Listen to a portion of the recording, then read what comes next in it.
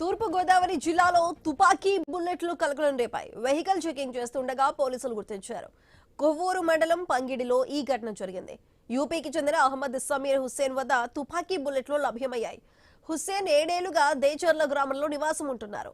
అతనిని పోలీసులు అరెస్ట్ చేశారు. 9mm బుల్లెట్లు 9315 రైఫిల్ బుల్లెట్లు 6 స్వాధీనం చేసుకున్నారు. బుల్లెట్లు ఇచ్చిన వ్యక్తి ఆదిత్యరాజ్ గా గుర్తించారు. అతని కోసం గాలిస్తున్నారు. ఆదిత్యరాజ్ పై రాజమండ్రి పోలీస్ స్టేషన్ లో పలు కేసులు ఉన్నాయని పోలీసులు తెలిపారు. పిఎస్ లిమిట్స్ లో పంగిడి విలేజ్ లో వెహికల్ చెకింగ్ చేస్తున్నప్పుడు ఒక వ్యక్తి పోలీసుని చూసి పారిపోవడం జరిగింది.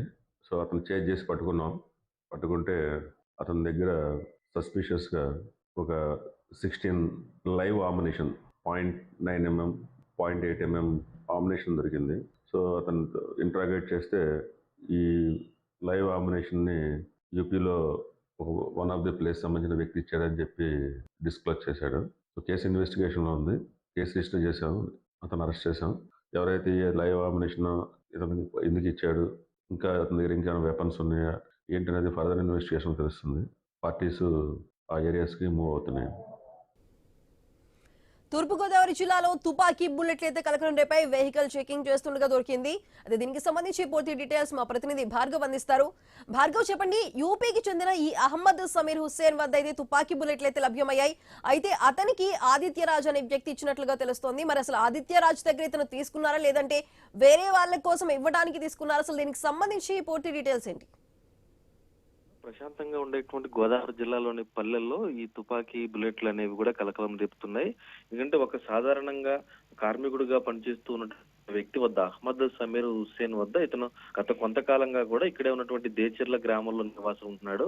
అతని వద్ద ఈరోజు 9mm బుల్లెట్లు 9, అలాగే 315 బుల్లెట్లు మరొక 6 కూడా స్వాధీనం చేసుకోవడంతో ప్రస్తుతం అతని నివాసం ఉంటున్న ప్రాంతాన్ని కూడా పోలీసులు పూర్తిగా గాలింపు చేస్తున్నారు. ఎందుకంటే వాహన తనిఖీల్లో దొరికినటువంటి ఈ బుల్లెట్లు మాత్రమే కాకుండా ఇంకా అతని వద్ద చాలా బుల్లెట్లు గానీ దానికి సంబంధించినటువంటి గన్స్ గానీ ఉన్నటువంటి అనుమానాలు కూడా ప్రస్తుతం పోలీసులు వ్యక్తం చేస్తున్నారు.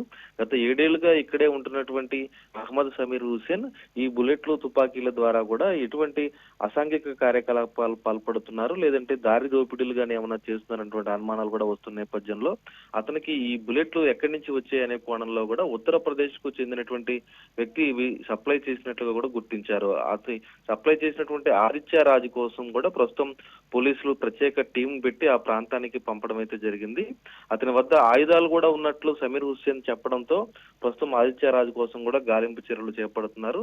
ఆదిత్యరాజ్ పై గతంలో రాజమండ్రి పోలీస్ స్టేషన్ లో కూడా పలు పోలీసులు కూడా ఉండడంతో అంటే ఉత్తరప్రదేశ్ కి ఇక్కడ ఉన్నటువంటి గోదావరి జిల్లాలో జరుగుతున్నటువంటి నేరాలకు కూడా ఖచ్చితంగా సంబంధం ఉంది అనేటువంటి పరిస్థితి అయితే స్పష్టంగా తెలుస్తుంది. ఎందుకంటే రాజమండ్రి పోలీస్ స్టేషన్ పరిధిలోనే వీరిపై కేసులు ఉన్నాయి. వీరి వద్ద గన్స్ బుల్లెట్లు ఉన్నాయి కాబట్టి ఇక్కడ దోపిడీలకు పాల్పడే సందర్భంలో ప్రజలను భయాందోళనకు గురి చేసే విధంగా ఇవి వాడుతున్నట్లయితే తెలుస్తోంది. Sudha. Right Bhargav, thank you.